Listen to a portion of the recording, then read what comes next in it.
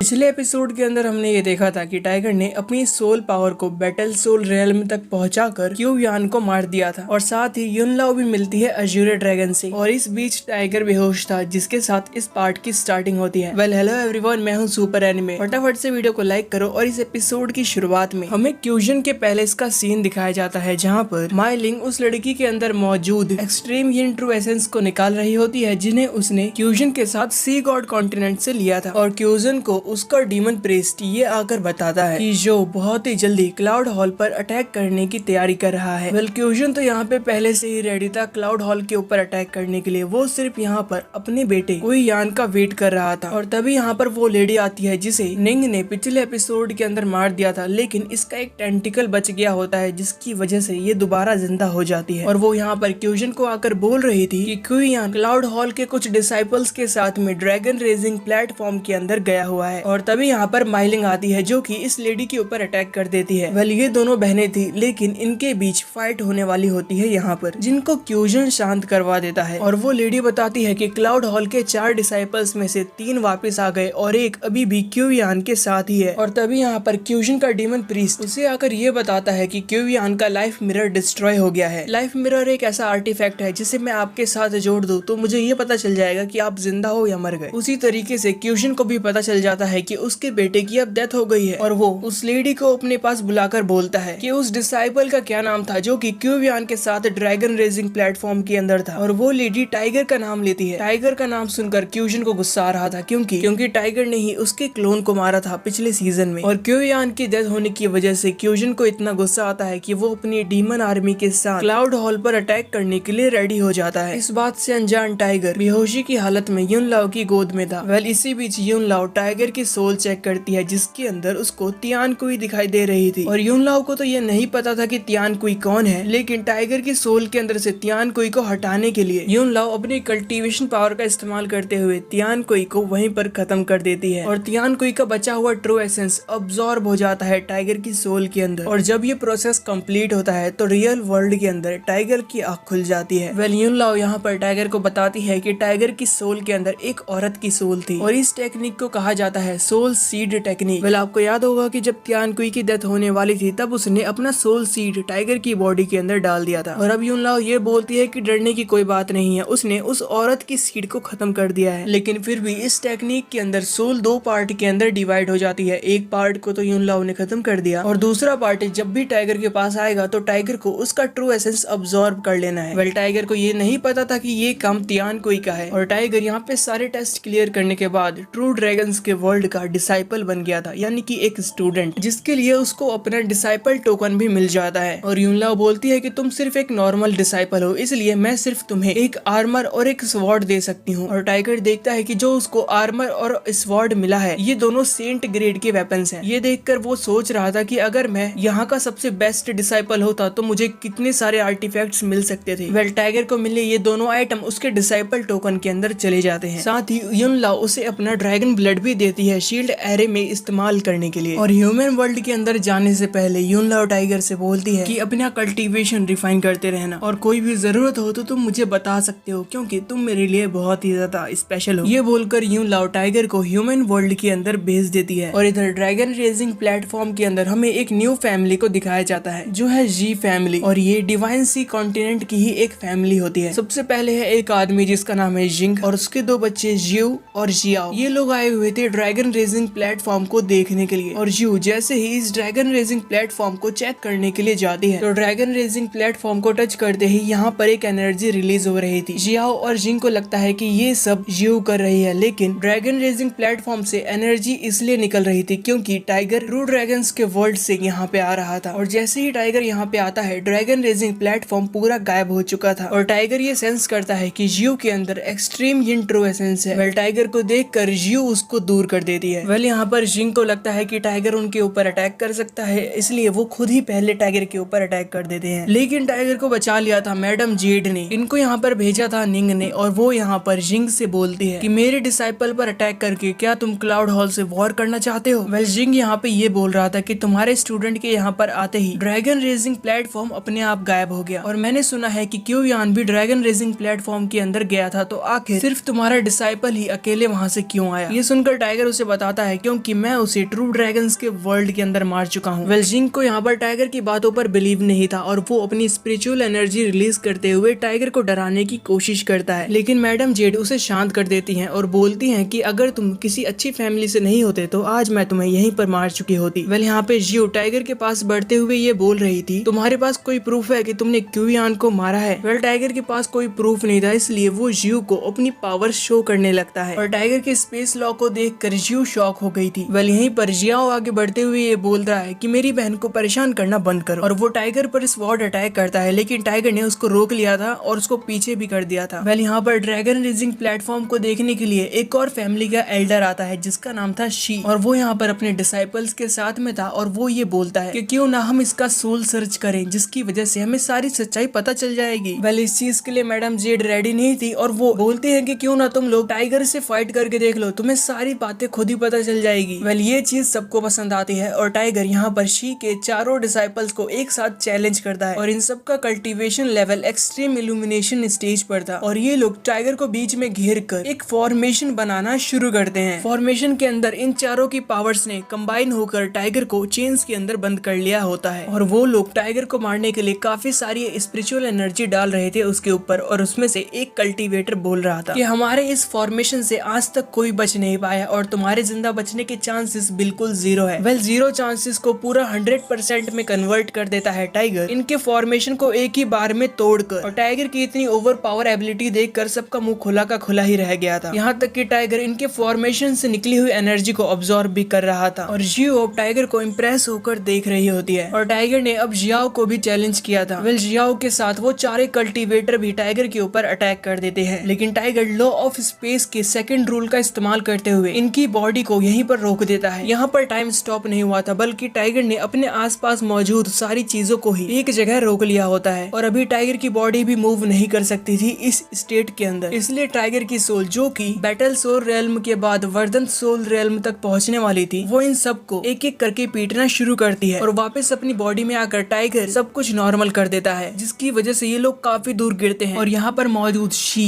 और जियो टाइगर की स्पेस वाली पावर्स देखकर काफी शॉक थे और मैडम जेड बोलती हैं कि निंग ने सही बोला था, ये लड़का काफी ज्यादा स्ट्रॉन्ग है। वेल यहाँ पर जियाओ ने हार नहीं मानी थी और वो अपनी एक न्यू टेक्निक का इस्तेमाल करता है जो कि थी फ्लेम डीमन बॉडी, जिसकी वजह से यहाँ पर एक डीमन बॉडी क्रिएट हो रही थी और इससे पहले कि ये बॉडी कंप्लीट होती टाइगर उसे तुरंत ही मार चुका था। ये देखकर जियाओ बोलता है कि ये तो चीटिंग है, तुमने मेरी बॉडी कंप्लीट होने से पहले ही उसे खत्म कर दिया। इस बात का रिप्लाई करते हुए टाइगर बोल रहा था कि असली फाइट के अंदर तुम्हारा ओपोनेंट इस बात का इंतजार नहीं करेगा कि तुम अपनी टेक्निक को कंप्लीट करो। ये बोलकर वो जियाओ को जियो के पास भेज देता है। वेल जिंग यहाँ पे ये बोल रहा था कि मुझे टाइगर का सोल सर्च करना है, लेकिन मैडम जेड अपना गुस्से वाला स्पिरिचुअल प्रेशर रिलीज करते हुए बोलती है कि तुम लोग इतनी देर से मेरे डिसाइपल के साथ फाइट भी कर रहे हो और अब तुम्हें सोल सर्च भी करनी है, क्या तुम मेरे प्यार से बात करने का फायदा उठा रहे हो? और मैडम जेड को इतने गुस्से में देखकर शी और बाकी सारे लोग शांत हो जाते हैं, जिसके बाद मैडम जेड और टाइगर यहाँ से निकल जाते हैं। और दूसरी तरफ क्लाउड हॉल के अंदर बाइली तो आराम कर रहा था, लेकिन तियान यू और हिवुआन एक दूसरे से प्रैक्टिस फाइट कर रहे थे और हमें पता चलता है कि Tian you divine pill stage तक पहुंच गए हैं और हिवुआन भी डिवाइन पिल स्टेज तक पहुंचने वाले हैं। वेल ये लोग पिछले एपिसोड में निंग के साथ क्लाउड हॉल के अंदर आ गए थे और यहाँ पर आसमान के अंदर निंग का हेवनली ट्रायल शुरू हो जाता है। हेवनली ट्रायल जब होता है जब कोई पर्सन एक कल्टीवेशन लेवल के सारे स्टेज क्लियर करके दूसरे कल्टीवेशन लेवल पर जाने वाला हो, और अगर कोई हेवनली ट्रायल के अंदर पास हो जाता है तो वो पहले से ज्यादा स्ट्रॉन्ग बन सकता था, लेकिन अगर कोई फेल होता है तो उसकी जान भी जा सकती है हेवनली ट्रायल के थंडर्स की वजह से। लेकिन कुछ लोग इससे जिंदा भी बच जाते हैं और अभी निंग सबसे ज्यादा वीक स्टेट में है हेवनली ट्रायल की वजह से। और इस मौके का फायदा उठाने के लिए जो यहाँ पे एंट्री लेता है वो फैन और ओल्ड लेडी के साथ में। ये देखकर तियान यू पूरे क्लाउड हॉल सेक्ट के अंदर ये बात फैला देते हैं कि जो आ गया है क्लाउड हॉल पर अटैक करने के लिए। वेल जो का अटैक यहाँ पे शुरू भी हो गया था, जिसमें उसने काफी सारे फॉर्मेशन क्रिएट करके उसमें से स्पेयर निकालता है, जिसका वो इस्तेमाल कर रहा था क्लाउड हॉल के डिसाइपल्स को खत्म करने के लिए। और जो कि ऐसा करते ही ये पार्ट यहीं पर खत्म हो जाता है। वीडियो को लाइक किए बिना कोई नहीं जाएगा। मिलते हैं अगले वीडियो में। Thanks for the watching.